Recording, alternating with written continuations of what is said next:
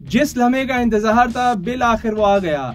Selection committee के सरबराह मोहम्मद वसीम ने England के दौरे पाकिस्तान न्यूजीलैंड में खेले जाने वाली सह मुल्की सीरीज और T20 वर्ल्ड कप के लिए कौमी टीम का ऐलान कर दिया।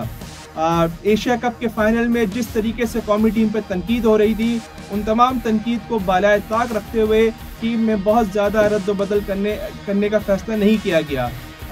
चूँकि फ़खर जमान इस वक्त इंजरी का शिकार है, इसलिए उनकी जगह शान मसूद को शामिल किया गया है और हसन अली को ड्रॉप करने का फैसला किया गया।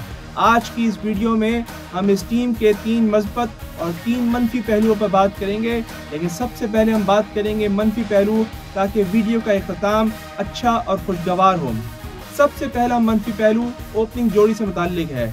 फ़खर जमान की गैर मौजूदगी की मौजूदगी में ये बात तकरीबन तय हो चुकी है कि मोहम्मद रिजवान और बाबर आजम ही टीम का ओपनिंग का आगाज़ करेंगे। अगर T20 वर्ल्ड कप 2021 की बात करें तो इस जोड़ी ने पावर प्ले में हमें 35 औसत 35 रन बना के दिए हैं। अब ऑस्ट्रेलिया की विकेटों में ये इसमें इजाफा होता है या कमी, कुछ भी कहना कब्ल वक्त है, लेकिन ये बात यकीनी है कि अगर शुरू में हमें जल्दी विकेटें हमने गंवा दी तो सूरत-ए-हाल मज़ीद ख़राब हो सकती है। दूसरा मनफी पहलू मिडल ऑर्डर के हवाले से है। ये बात मुसलसल कही जा रही थी कि फ़खर जमान, इफ्तिखार अहमद, खुशदिल शाह और आसिफ अली का जो मिडल ऑर्डर है वो एक्सपोज हो चुका था पूरे एशिया कप में, इसलिए इस बात की एक्सपेक्टेशन थी कि शायद कोई नए खिलाड़ियों को लेकर आएंगे। लेकिन यहाँ एक परेशानी का पहलू ये है कि पूरे हमारे डोमेस्टिक क्रिकेट में कोई ऐसा खिलाड़ी नहीं जो इनको रिप्लेस कर सके, और अगर हमें ओपनिंग में हमारी विकेटें जल्दी गिर गई तो ये मिडल ऑर्डर हमें बहुत परेशान कर सकता है। तीसरा जो मनफी पहलू है वो ना तजुर्बेकारी के हवाले से है।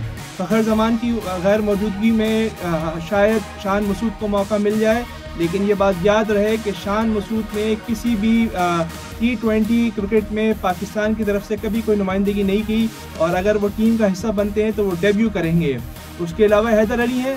हैदर अली भी बहुत तवील अरसे से बेंच पर बैठे हैं, टीम का हिस्सा नहीं बने, इसलिए मुमकिन है शायद उनमें एतमाद की कमी हो, और इस पूरी सूरत-ए-हाल को टैकल करने के लिए ज़ाहिर है बहुत जल्द कुछ ना कुछ सोचना पड़ेगा, इस पर काम करना पड़ेगा।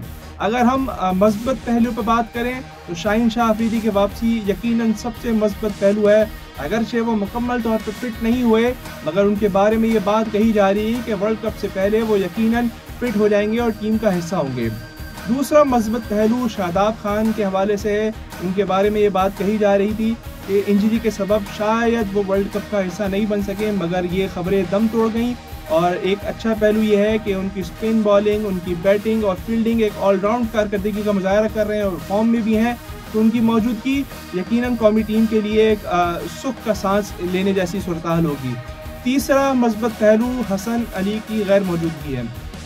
इस तरह नहीं कहना चाहिए, लेकिन और हम जानते हैं कि हसन अली ने पाकिस्तान की यकीनन बहुत सारी फतवात में अपना किरदार अदा किया है, मगर इस वक्त जिस फॉर्म में है वो उनको टीम में बिल्कुल नहीं होना चाहिए था, और सिलेक्शन कमेटी का इस पर अच्छा फैसला है। और उनकी गैर मौजूदगी के बावजूद कौमी टीम का जो फास्ट बॉलिंग अटैक है वो बहुत मजबूत है, और ऑस्ट्रेलियन विकेटों पे उनको देखना यकीनन किसी खुशगवार माहौल से बेहतर नहीं होगा।